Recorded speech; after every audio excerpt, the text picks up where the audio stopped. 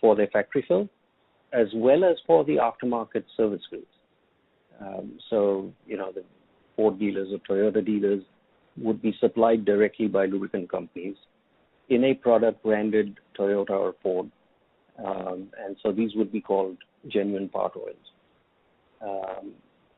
The current trend is they're going to the next level where they're saying, well, you know what, we don't need a lubricant company because there are toll blenders in the market.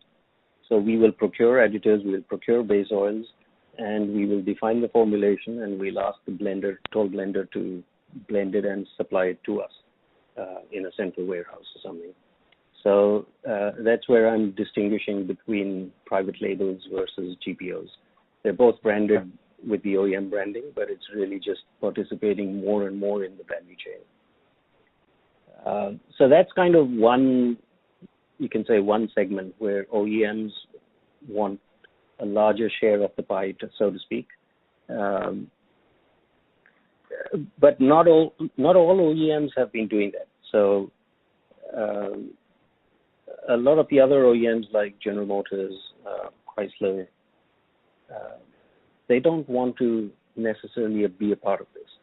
So this is where they will enter into some sort of a commercial arrangement with a lubricant company and say, well, your brand is authorized to be used for our vehicle.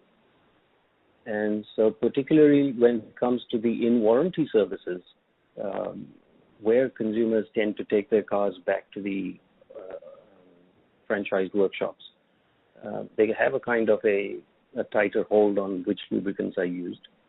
And they will then have some sort of a marketing alliance with the lubricant manufacturer and, again, get a share of the value chain there. So these are kind of different strategies that some of the OEMs use. At the heart of it, of course, is the fact that getting that technical endorsement is the first step, which is fairly cumbersome and lengthy and costly. But then beyond that, there is a second step, which is about the commercial alliance. Yeah, and so I'm wondering, if you sort of think about, if you're looking at the organization for Shell, how is that distinguished? Is it just, there's automotive lubricants sales, or do they have a specific team that's focused on getting that technical endorsement? Or does it all sort of fall under the purview of sales? No, actually, it doesn't fall under the purview of sales. There is a specific team assigned to that, and OEMs, in fact, have been leveraging their technical authority increasingly at a global level. So it's more prevalent nowadays that if you want to talk to an OEM, you have to talk to them at their global headquarters, and then they will do all this, first of all, the technical testing, and then finally the commercial alliance. So Shell will have a corresponding team at the global level, which is dedicated to one or two OEMs within each sub-team, depending on the size of the OEM.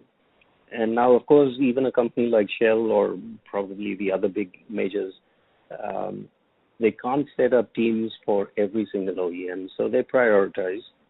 And that prioritization is based, obviously on the size of the OEM at a global level, but also on the kind of the other criteria that define whether or not that OEM would be open. So, for example, the Japanese OEMs, they only like to form an alliance with Japanese lubricants companies like Idemitsu or any of the Japanese companies. And so Shell may deprioritize even a Toyota or a Honda and focus more on maybe a Volkswagen or a Ford or any of the other global OEMs where the chances of success are higher, and then put its resources behind that. So this dedicated team is a combination of a technical and commercial team. In fact, there are kind of three legs to the stool there. There's a person who would be from the R&D side,